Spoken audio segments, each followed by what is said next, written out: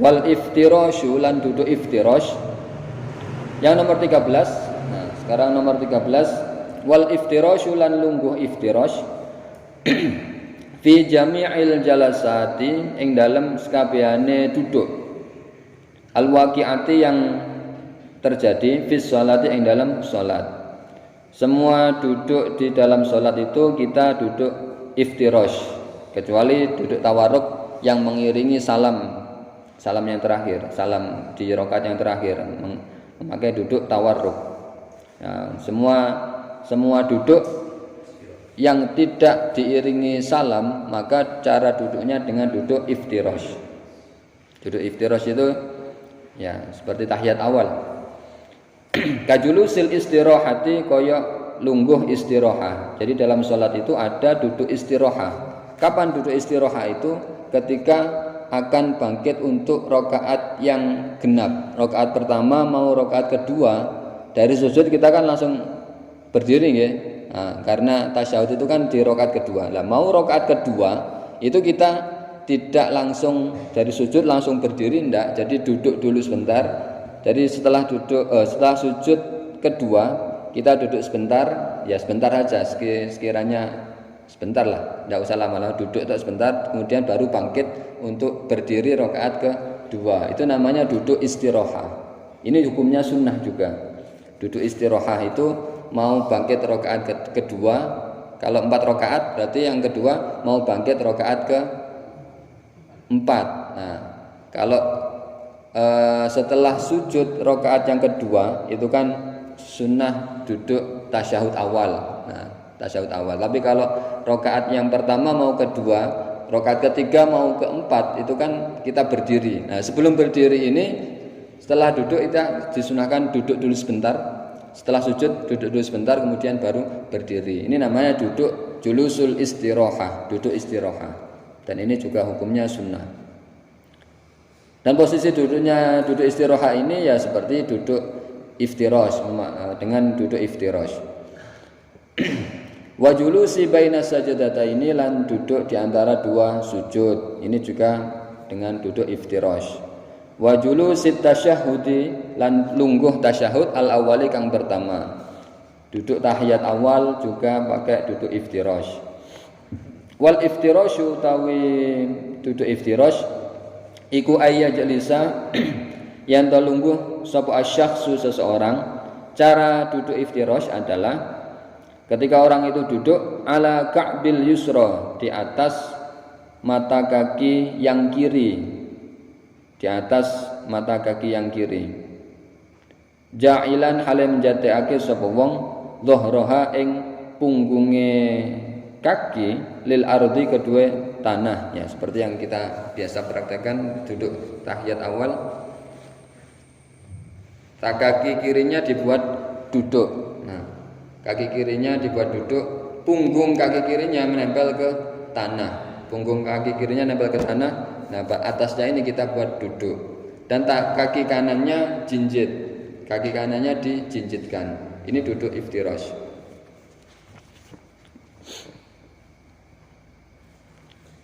Wayan sibu lan menegakkan, nah niki yang kaki kanannya. Wayan sibu lan menegakkan sapa wong qadamahu ing kaki delamaane wong al yumna kang kanan. Kaki kanannya diberdirikan, jinjit. Terus ujung jarinya menghadap kiblat. Nah, jinjit, kalau jinjit kan mesti nanti akhirnya ujung jarinya menghadap ke kiblat kalau jinjit. Nah, ini sunnah. Kalau misalnya tidak kuat jinjit, ya tidak usah jinjit seperti ini, ya tidak jinjit diluruskan seperti ini, ya tidak apa-apa. Tapi tidak mendapat kesunahan. Kalau yang sunnahnya, tapi tidak usah dipaksa, tidak usah terlalu dipaksa cara duduknya. Kalau memang kadang ada orang yang gemuk atau mungkin kakinya lagi asam urat, sulit untuk jinjit, atau ya sebisanya lah, tidak usah dipaksakan, memaksakan diri pengen mendapatkan kesunahan tapi kakinya sakit semuanya terus tidak sholat, kesakitan. Nah, itu jangan. Jadi ya kita sendiri yang bisa ngukur kadar kemampuan kita, bagaimana duduk yang bisa kita lakukan ya sebisanya. Yang jelas itu tetap sah sholatnya. Tapi kita berusaha semaksimal mungkin, kalau bisa ya dilakukan kalau mampu. Wa yad'u lan meletakkan sapa wong bil ardi kelawan tanah atau rafa asabi'iha ing jari-jarinya, ing ujung jari-jarinya kaki kanan li jihadil kiblati maring arah kiblat. Nah, tadi itu. Jadi jinjit sehingga ujung jarinya mengarah ke kiblat. Ini yang nomor 13 ya. Ini duduk iftirash. Kemudian wat tawarruku lan duduk tawarruk. Yang nomor 14 wat tawarruku lan duduk tawarruk. Fil jalsatil akhirah, fil jalsati yang dalam duduk al akhirati yang terakhir. Duduk tawarruk pada tahiyat akhir. Min jalasati sholati saking pira-pira lungguhe salat, wa hiya utawi jalasa iku at-tasyahhudu iku julusu tasyahud lungguh tasyahud al-akhiri iku julusu tasyahudi lungguh tasyahud al-akhiri kang terakhir pada tahiyat akhir. Wa tawarruku utawi lungguh tawarruk iku mislul iftirash seperti lungguh iftirash illa kecuali annal musalli sak temene wong kang salat iku yakhruju mengeluarkan sapa wong sapa musalli yasarahu ing kaki kirinya. Sudah bisa kita keluarkan kaki kirinya keluar ke arah kanan. Ala hayatiha ing atase posisi lungguhe wong fil iftirasyi ing dalem lungguh iftirash. Min jihati yaminihi saking arah tengen. Wayul sikulan mempertemukan sebuah wong warikahu ing kakinya orang bil ardi kelawan tanah. Ya seperti biasa yang kita lakukan, kaki kirinya dikeluarkan ujungnya ke arah kanan. Ini duduk tawarruk pada tahiyat akhir. Ya yang terakhir ini amal masbuku, kadang kita keliru pada yang terakhir ini.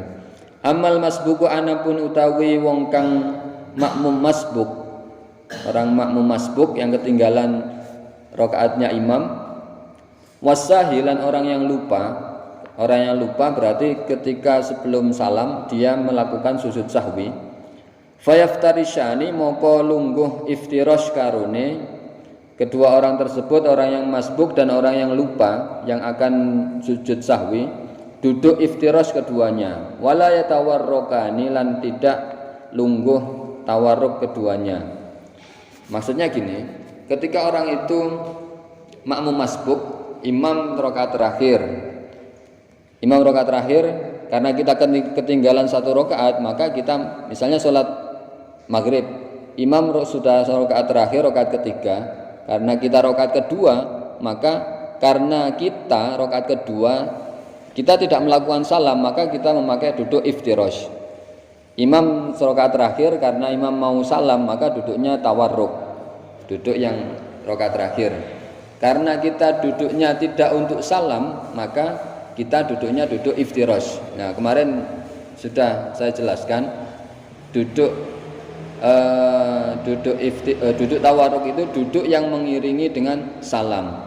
Kalau tidak salam berarti memakai duduk iftirash. Nah kita duduk iftirash, imamnya salam, kita berdiri lagi. Ya, duduk iftirash seperti tahiyat yang pertama. Itu untuk makmum masbuk.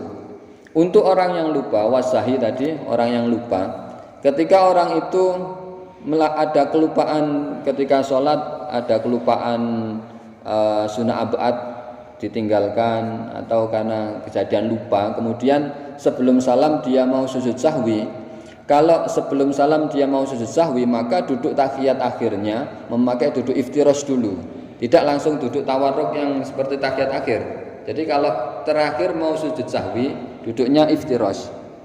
Kalau mau sujud sahwi, meskipun rakaat terakhir, kan rakaat terakhir sujud sahwi kan rakaat terakhir sebelum salam. Kalau dia mau sujud sahwi, duduknya iftirash dulu. Di rakaat terakhir duduknya iftirash, sujud sahwi 2 kali sujudan. Setelah sujud yang kedua sujud sahwi, baru duduk tawarruk yang mengeluarkan kaki kirinya seperti ini, baru salam, assalamualaikum. Nah ngoten nggih. Biasanya kan orang kalau mau sujud sahwi rakaat terakhir ya seperti ini tawarruk duduknya. Nah itu sebenarnya kurang pas. Yang betul kalau sesuai dengan kitab ini, jadi duduk tahiyat akhirnya kalau dia mau sujud sahwi, tapi kalau tidak sujud sahwi ya seperti ini, seperti duduk tawarruk, duduk yang mengeluarkan kaki kiri. Kalau dia mau sujud sahwi berarti duduknya duduk iftirash dulu di tahiyat akhir itu, sujud sahwi 2 sujudan, setelah sujud kedua baru duduk tawarruk yang mengeluarkan kaki kiri, baru kemudian salam assalamualaikum. Nah, ngoten nggih. Ya, jadi niki kadang orang yang keliru. Tapi kelirunya tidak sampai membatalkan sholat. Nah, jadi tidak perlu dipersalahkan juga. Keliru tapi yang tidak membatalkan sholat. Yang terakhir sunnah hay'ah yang terakhir yang nomor 15, wat taslimatu lan salam asaniyatu yang nomor 2. Salam yang kedua hukumnya sunnah. Amal ula anapun salam yang pertama fasabaqa moko wis dingin sudah terdahulu apa annaha sak temene salam yang pertama iku min arkanis shalah saking rukun-rukun salat. Ya, untuk salam yang pertama sudah kita bahas pada bagian rukun-rukunnya salat. Nah, untuk yang salam yang kedua hukumnya sunnah. Kalau kita salam yang pertama assalamualaikum sudah langsung selesai ya tidak apa-apa, sudah sah sholatnya. Tidak usah salam yang kedua ya tidak apa-apa. Tapi kita dalam melakukan sholat, nah itu ibaratnya seperti kita makan. Kalau kita hanya melakukan rukun-rukunnya saja ya berarti kita makan nasi tanpa sayur, tanpa lauk kan tidak enak ya. Hanya pokoknya saja. Ya biar makannya itu enak ya nasi kasih lauk, kasih sayur, kasih semacam-macam sembarang galir itu sebagai sunnah-sunnahnya biar apa yang kita makan menjadi lengkap lebih nikmat. Seperti sholat ini kalau kita lakukan dengan sunnah-sunnahnya, nah tentu akan sholat kita akan menjadi sempurna dan lebih nikmat. Nah itu 15 hal terkait dengan sunnah-sunnahnya, sunnah hay'ah dalam sholat.